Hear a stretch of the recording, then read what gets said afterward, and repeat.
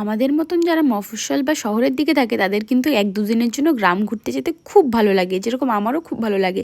দেখো পুরো পাকা রাস্তার মাঝখান দিয়ে কি সুন্দর চারিদিকে। আমি চলে গেছিলাম এরকম একটা ফুলের বাগানে, যদিও জায়গাটার নামটা জানি না এখনও, বাট জায়গাটা কিন্তু খুব সুন্দর ছিল।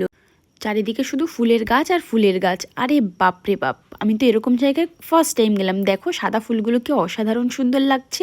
এই সুন্দর সুন্দর ফুল দেখে আমি আর নিজেকে ঠিক রাখতে পারলাম না, তারপরে আমিও একটা সুন্দর ফুল কিনে নিলাম। ওখানে কিন্তু অনেক কেউ ফুল তুলে ওখানে বিক্রি করছিল, যাদের জমি আর কি। বাট আমাকে এত মিষ্টি লাগছিল, আমি ভাবছিলাম যে আরে বাস শুধু ফুল পড়লেই এতটা মিষ্টি লাগে। আর আমি এতটাই আনন্দিত হয়ে গেছিলাম যে আমার দৌড়াদৌড়ি লাফালাফি দেখে তোমরা বুঝতেই পারছো যে আমি কতটা খুশি ছিলাম।